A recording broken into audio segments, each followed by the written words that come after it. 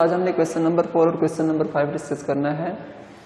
Chapter number 7 है inner product space और इसकी एक्सरसाइज 7.2 है। इसका क्वेश्चन नंबर 4 है find an orthonormal matrix whose first row is given. First row given है, ऑर्थोनॉर्मल मैट्रिक्स हमने फाइंड करना है। So let R1 is equal to 0 1/5 का स्क्वायर रूट एंड 2/5 का स्क्वायर रूट। सो देखिए स्टूडेंट्स, इसमें 3 एलिमेंट्स हैं। क्या मतलब है कि इसमें 3 कॉलम्स हैं तो 3 रोज ही होंगी। R1 गिवन है, R2 फाइंड करना है और R3 भी फाइंड करना है। Let R2 static is a vector orthogonal to R1। अब हम क्या करते हैं, एक वेक्टर को डिफाइन करते हैं। हम लोग उस वेक्टर शो करना है कि वो किस पे है, R1 पे ऑर्थोगोनल है। सो R1 पे वो वेक्टर कब ऑर्थोगोनल होगा, जब हमने R2 स्टैटिक को पहले हमने एग्जांपल नंबर 3 में ऐसे डिफाइन करना है।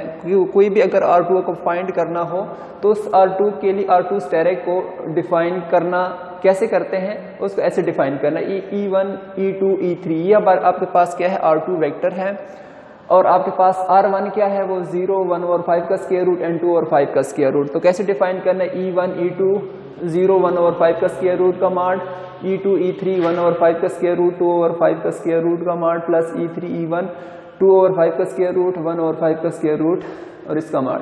जब इसको हम ओपन करेंगे तो आपके पास इंट्रीज जो R2 स्टैटिक की इंट्रीज आएंगी वो क्या आएंगी, -1/√5 2/√5 -1/√5। अब R2 को कैसे डिफाइन करते हैं, √2 को R2 static over R2 static का नॉर्म। सो R2 स्टैटिक का जब हम नॉर्म लेते हैं ये तो ये आता है 5/6 का स्क्वायर रूट, 5/6 का स्क्वायर रूट। जब नॉर्म लेंगे तो इसका 5/6 स्क्वायर रूट आएगा। सो ये हो जाएगा -1/5 का स्क्वायर रूट 2/5 का स्क्वायर रूट -1/5 का स्क्वायर रूट ओवर 6/5 का स्क्वायर रूट। सो R2 जो हमारे पास नया वेक्टर आएगा वो आपके पास क्या आएगा, -1/√6 2/√6 -1/√6। अब R3 हमने फाइंड करना है, यानी रो 3 को फाइंड करना है। सो रो 3 को फाइंड करने के लिए हम पहले उसके लिए एक orthonormal vector orthogonal vectors define करेंगे और उस ऑर्थोगोनल वेक्टर को फाइंड करना है। फिर उस ऑर्थोगोनल वेक्टर जो फाइंड होगा उसका फिर हमने क्या करना है, उसके मैग्नीट्यूड से डिवाइड कर देना है।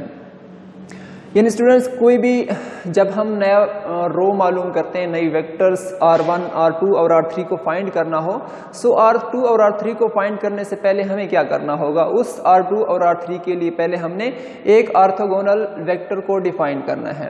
जब आपके पास उस ऑर्थोगोनल वेक्टर की जो भी वैल्यू आएगी, उस ऑर्थोगोनल वेक्टर्स की वैल्यू को उसके मैग्नीट्यूड से जब हम डिवाइड करते हैं तो हमारे पास एक ऑर्थोनॉर्मल वेक्टर आ जाता है, ऑर्थोनॉर्मल रो आ जाती है। ठीक है, सो देखें R3 static be a vector which is orthogonal to R1 and R2। क्या है, R1 और R2 दोनों पे क्या होगी, ऑर्थोगोनल होगी। सो E1 E2 E3 first row second row, जब इसको ओपन करेंगे मैग्नीट्यूड है ना, यानी एब्सोल्यूट है, डिटर्मिनेंट है, डिटर्मिनेंट को ओपन करेंगे तो हमारे पास वैल्यू क्या आएगी, -5/30 का स्क्वायर रूट E1 प्लस -2/30 का स्क्वायर रूट E2 प्लस 1/30 का square root E3। E1 E2 और E3 की वैल्यूज हमारे पास आ गई स्टूडेंट्स। सो ये हो जाएगा R3 स्टैटिक, हमारे पास वैल्यू क्या आएंगी, -5/30 का स्क्वायर रूट -2/30 का स्क्वायर रूट 1/30 का स्क्वायर रूट। ये तो है R3 स्टैटिक, यानी जो वेक्टर ऑर्थोगोनल है किस पे, R1 और R2 पे, वो वेक्टर हमने फाइंड कर लिया है। अब वो वेक्टर फाइंड हो गया तो उसी वेक्टर से हमने क्या करना है, रो को फाइंड करना है। उस रो को फाइंड करना है जो R1 और R2 पे क्या होगी, ऑर्थोनॉर्मल होगी। सो उस रो का हमने क्या करना होता है, वो रो लिखते हैं और रो को उसके नॉर्म पे डिवाइड कर देते हैं, उसके मैग्नीट्यूड पे डिवाइड कर देते हैं। सो रो R3 स्टैटिक और R3 स्टैटिक का नॉर्म। सो R3 स्टैटिक का जो नॉर्म आता है स्टूडेंट्स, वो आता है 30/30, यानी 1 का square root is equal to 1, और 1 को किसी भी चीज पे डिवाइड करें तो आपके पास वही आंसर आता है।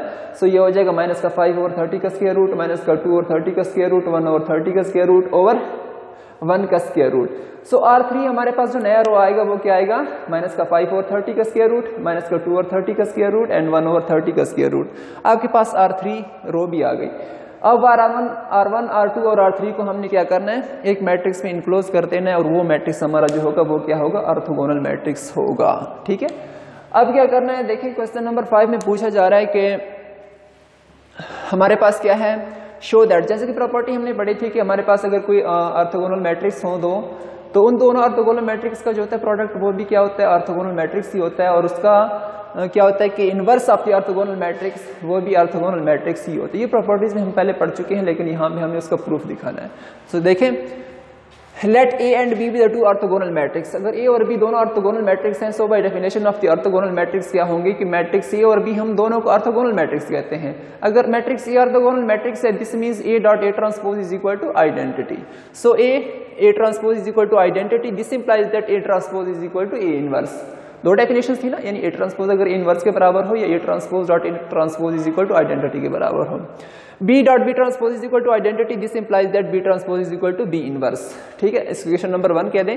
शो दैट, हमने क्या करना है, हमने उसके दो वेक्टर्स के प्रोडक्ट को क्या करना है, ऑर्थोगोनल शो करना है। सो ऑर्थोगोनल कैसे करना है, कोई भी मैट्रिक्स जो होता है वो ऑर्थोगोनल उस वक्त होता है कि अगर उसी मैट्रिक्स को उसके ट्रांसपोज से मल्टीप्लाई किया जाए और वो आइडेंटिटी आंसर दे। सो मींस हमने ए और बी को क्या करना है, ऑर्थोगोनल शो करना है। सो ऑर्थोगोनल कैसे शो करेंगे, अगर ए और बी को मल्टीप्लाई करें ए बी के ट्रांसपोज से, ठीक है, अगर वो आइडेंटिटी के बराबर आता है तो ए बी क्या होगा, ऑर्थोगोनल मैट्रिक्स होगा। So let we have to show that कि A B dot A B का transpose is equal to identity. हमने A B dot A B के ट्रांसपोज को आइडेंटिटी के बराबर शो करना है। सो एलएचएस लेते हैं, राइट हैंड साइड के इक्वल शो करना है। सो एलएचएस लेंगे, so A B dot A B का transpose is equal to identity. Students ये होता है कि ए बी का ट्रांसपोज, ए बी होल का ट्रांसपोज जब हम ओपन करते हैं तो पहले बी का ट्रांसपोज लिखते हैं, बाद में ए का ट्रांसपोज लिखते हैं। सो ये होगा A B into A B whole का transpose is equal to A B into B transpose dot A transpose. So देखें बी ट्रांसपोज, अब देखें A into B transpose associative law, ठीक है, वेक्टर्स में मैट्रिक्स में एसोसिएटिव लॉ होल्ड करता है। ठीक है, so A into B dot B transpose dot A transpose. अब देखें B dot B transpose, B क्या है हमारे पास, बी जो हमारे पास है वो ऑर्थोगोनल मैट्रिक्स है। अगर ऑर्थोगोनल मैट्रिक्स है दिस मींस कि B dot B transpose is equal to identity. So जहां पे बी डॉट बी ट्रांसपोज आ रहा है वहां पे हमने आइडेंटिटी लिख देना है। So B dot B transpose की जगह हम आइडेंटिटी पुट करेंगे, सो ये हो जाएगा ए आइडेंटिटी ए ट्रांसपोज। आइडेंटिटी किसी भी मैट्रिक्स के साथ किसी भी वेक्टर के साथ मल्टीप्लाई होकर आपको वही वेक्टर देता है। सो हमारे पास क्या आएगा, ए डॉट ए ट्रांसपोज। अब ए हमारे पास क्या है, वो ऑर्थोगोनल मैट्रिक्स है। अगर ऑर्थोगोनल है so A dot A transpose is equal to identity. So हमने ए और ए ट्रांसपोज की जगह आइडेंटिटी पुट कर देना है। So A dot A transpose is equal to identity. LHS को लिया, राइट हैंड साइड के इक्वल हमने शो कर दिया। दिस मींस दैट कि ए और बी हमारे पास क्या है, ऑर्थोगोनल मैट्रिक्स ही है। Next we have to show that A inverse is orthogonal matrix. अब किसी भी मैट्रिक्स को ऑर्थोगोनल शो करने के लिए हम क्या करते हैं, मैट्रिक्स लिखते हैं, साथ में उसका ट्रांसपोज यानी प्रोडक्ट ऑफ उसका transpose is equal to identity. A inverse को हमने ऑर्थोगोनल शो करना है, this means A inverse dot A inverse का transpose is equal to identity हमने शो करना होगा। सो देखें हम कैसे करते हैं, पहले हम we have to show that A inverse dot A inverse का transpose is equal to identity. A inverse dot A inverse, LHS लेते हैं, A inverse dot A inverse का transpose is equal to A. अब देखें A inverse, अब देखें ए आपके पास क्या है, ए हमारे पास मैट्रिक्स है ऑर्थोगोनल मैट्रिक्स। अगर ऑर्थोगोनल मैट्रिक्स है दिस मींस दैट के A inverse is equal to A transpose, A inverse is equal to A transpose. So जहां पे ए इनवर्स है वहां पे हम ए ट्रांसपोज पुट कर देंगे। सो ये हो जाएगा ए ट्रांसपोज डॉट ए इनवर्स का ट्रांसपोज। सो हम इसको लिख सकते हैं, ए इनवर्स का भी ट्रांसपोज है और ए का भी ट्रांसपोज है। सो हम इसको लिख सकते हैं A dot A inverse whole का transpose, A dot A inverse whole का ट्रांसपोज। अब देखें ए आपके पास स्क्वायर मैट्रिक्स है। सो स्क्वायर मैट्रिक्स की ये प्रॉपर्टी कि A dot A inverse is equal to identity होता है। So A dot A inverse की जगह आइडेंटिटी पुट करेंगे और आइडेंटिटी का ट्रांसपोज लेंगे तो आपके पास आइडेंटिटी ही आता है, आइडेंटिटी का ट्रांसपोज। सो ये हो जाएगा A inverse dot A inverse whole का transpose is equal to identity. अगर आइडेंटिटी के बराबर आता है this means that A inverse is orthogonal matrix.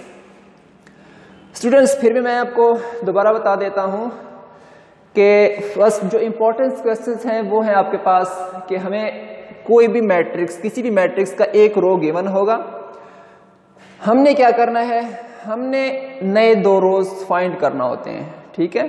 और वो दो रोज हम कैसे फाइंड करते हैं, उसके लिए यह होता है कि पहले उस रो के लिए फर्स्ट रो जो गिवन होगी हम उस रो के लिए एक ऐसा वेक्टर डिफाइन करते हैं जो वो उस रो पे क्या हो, परपेंडिकुलर होता है यानी ऑर्थोगोनल होता है। अगर वेक्टर है तो हम इसका इनर प्रोडक्ट लेके उसको जीरो के बराबर शो करते हैं, क्योंकि दो वेक्टर्स जो होते हैं वो ऑर्थोगोनल उस वक्त होते हैं जब हम इनका इनर प्रोडक्ट लें और वो जीरो के बराबर आंसर दे, यही होता है।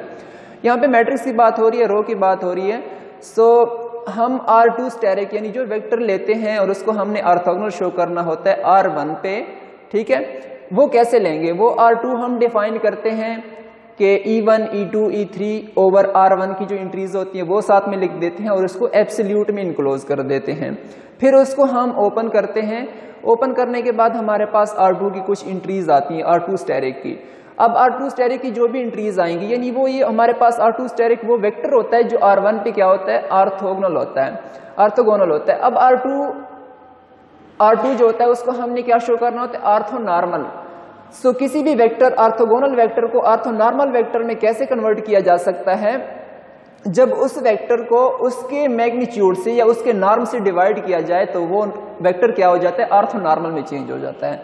यानी अगर आपको एक ऑर्थोगोनल मैट्रिक्स गिवन है, ऑर्थोगोनल वेक्टर गिवन है, आप उस ऑर्थोगोनल वेक्टर को कैसे उसमें चेंज करेंगे ऑर्थोनॉर्मल वेक्टर में, सिंपली उसके नॉर्म से उसको डिवाइड कर देंगे तो वो ऑर्थोनॉर्मल में हो जाएगा, ठीक है।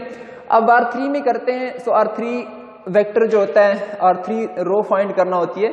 सो R3 उसके लिए हम R3 स्टेरिक एक वेक्टर डिफाइन करते हैं और वो वेक्टर जो होता है वो प्रीवियस दो रोज जो होते हैं उस पर परपेंडिकुलर होता है। सो उसको कैसे डिफाइन करती है, यानी E1, E2, E3, यानी ये R3 स्टेरिक की एंट्रीज होंगी जो कि हमें फाइंड करना होंगी। ये एंट्रीज है E1, E2, E3 और साथ में R1 और R2 की वैल्यूज लिख देते हैं, उसका मैग्नीट्यूड लेते हैं, उसका मॉड लेते हैं, डिटर्मिनेंट लेते हैं, उसको ओपन करते हैं, वहां से हम R3 स्टेरिक की वैल्यू निकाल लेते हैं। ये तो R3 स्टेरिक जो होता है वो ऑर्थोगोनल वेक्टर होता है, ऑर्थोगोनल वेक्टर होता है प्रीवियस दो रोज पे, लेकिन हमें फाइंड करना होता है ऑर्थोनॉर्मल रो। सो उस रो को फाइंड करने के लिए हम क्या करते हैं, R3 स्टेरिक और R3 स्टेरिक का नॉर्म लेके आपके पास जो नया रो आता है वो R3 होता है और वो ऑर्थोनॉर्मल रो होता है, ठीक है।